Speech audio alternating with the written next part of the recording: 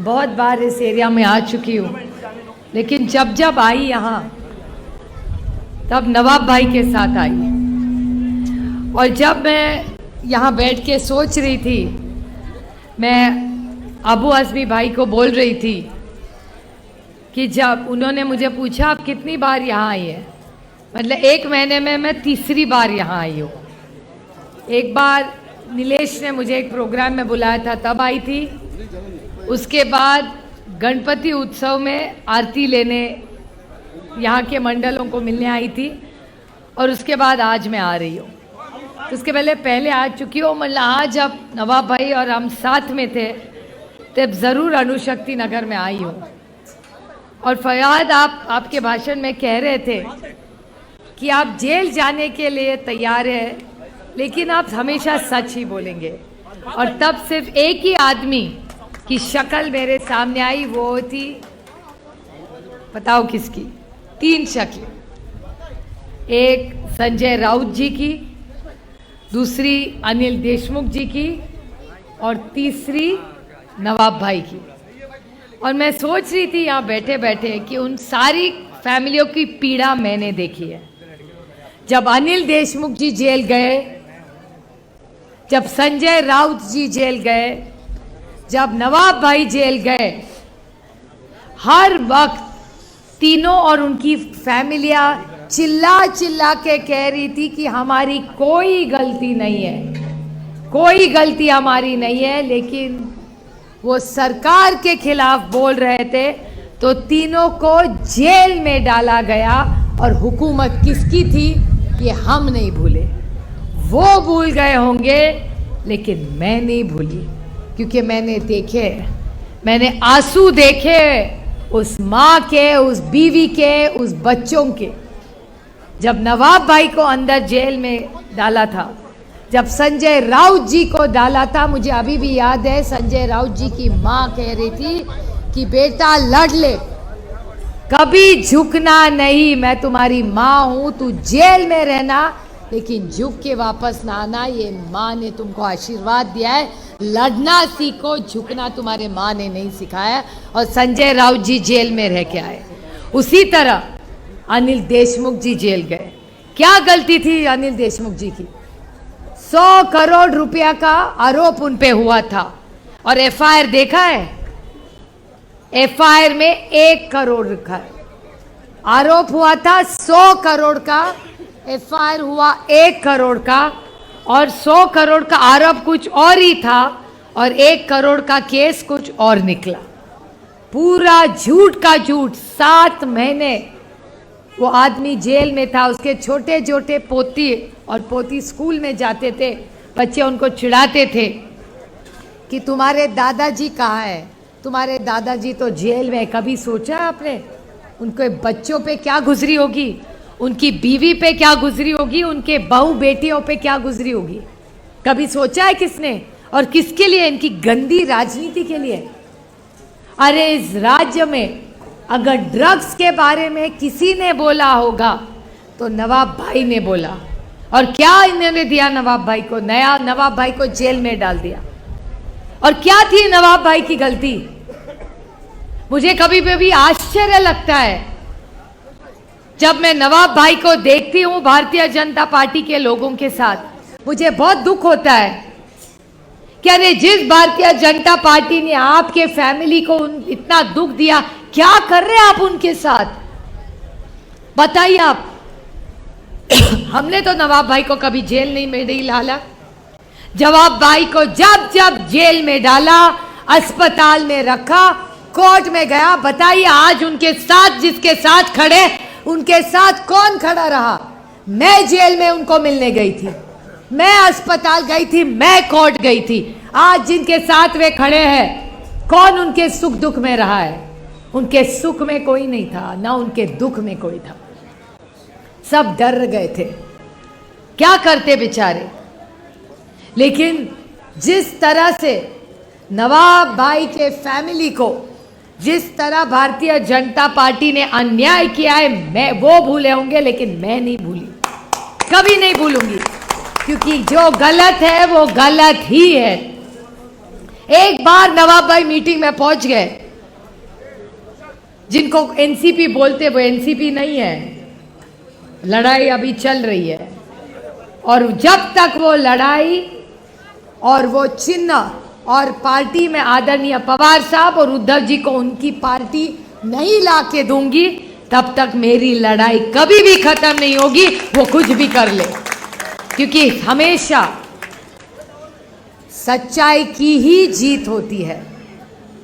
आप कितना भी परेशान करिए, आप कितना भी हमें तंग करिए, परेशान करिए, हम कोर्ट जाएंगे, लड़ेंगे और सत्यमेव जयते, सत्य के ही जीत होगी। अरे मैंने नवाब भाई के घर में भाभी के आंसू मैंने देखे, उनकी बेटियों के आंसू मैं देखे, छोटे छोटे बच्चों के आंसू मैंने देखे। एक बार एक मीटिंग में नवाब भाई पहुंच गए, नागपुर पहुंच गए और इतना लंबा खत देवेंद्र फडणवीस जी ने लिखा कि आप सबको ला सकते हैं लेकिन नवाब मलिक को नहीं ला सकते। याद है आपको क्या किया था नवाब भाई ने, क्या गलती थी? एक साल पहले जिस नवाब मलिक जी की इनके एलर्जी थी, आज ऐसा क्या कर दिया कि वो प्यारे हो गए, इनको इतना लाड कर रहे। एक साल में ऐसा क्या हुआ?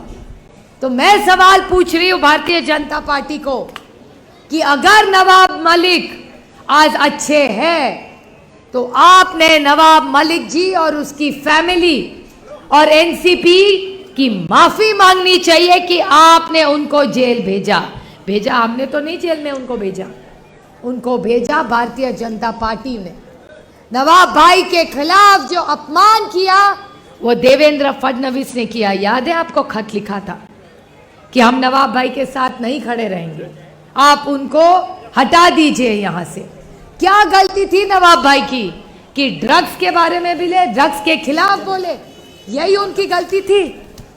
और मैं न्याय मांग रही हूं आज नवाब मलिक जी के फैमिली के लिए और हजारों ऐसे बच्चों के लिए जिनके खिलाफ भारतीय जनता पार्टी ने गंदी राजनीति की।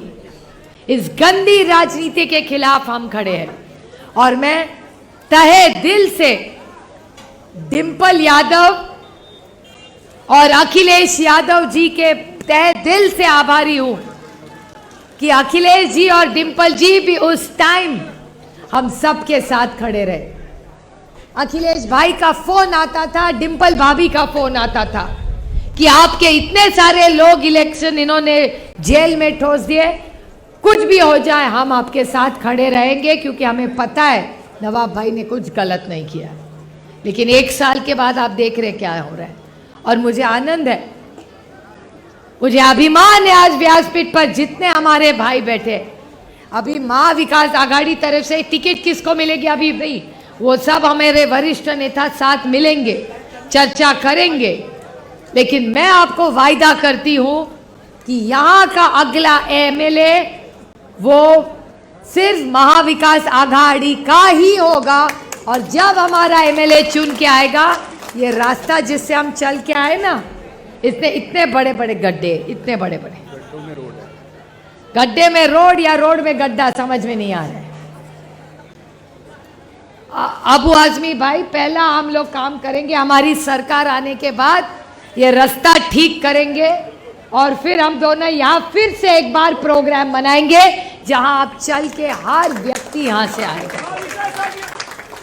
और सब आप लोग जो यहाँ है, मैं आप आज बारिश में इतनी बड़ी संख्या में आएंगे, आप मैं वादा करती हूँ हर महिला जो यहाँ बैठी है।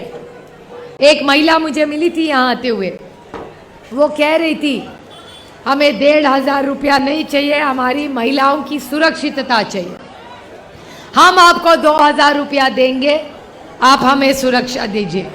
आप देख रहे हैं क्या माहौल इस देश में है।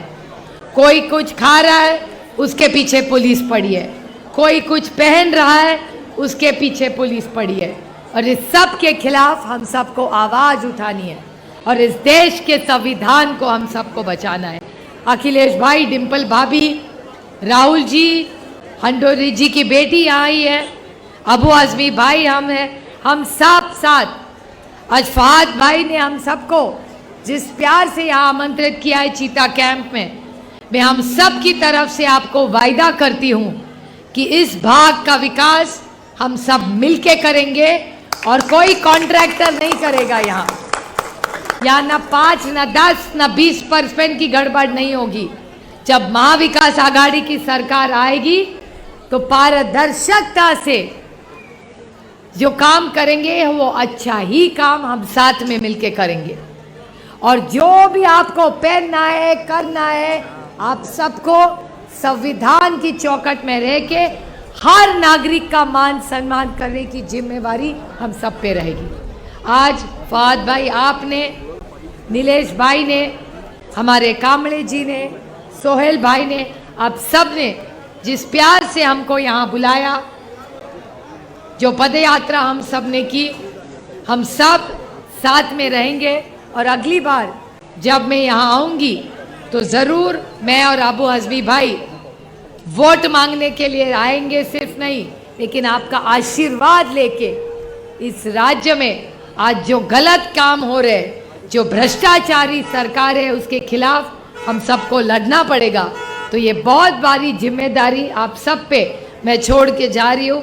7 बजे मेरा एक दूसरा प्रोग्राम है, इसलिए मैं अबू हज़मी भाई आपसे बड़ी विनम्रता से विनंती करके कि आप मुझे जाने के लिए आज परमिशन दे दे। अगली बार आएंगे तो और लंबा चौड़ा बहुत अच्छा प्रोग्राम हम करेंगे। लेकिन फहद भाई ने जो बहुत सुंदर प्रोग्राम यहाँ जो आयोजित किया है, उनके साथ हम सब पूरी ताकत से खड़े रहेंगे। इतना ही कह के मैं आप सबको फिर एक विनम्रता से आपकी आभारी हूँ, तहे दिल से आपकी आभारी हूँ। और आगे जाने के लिए आप मुझे परमिशन दे दे। जय हिंद, जय महाराष्ट्र।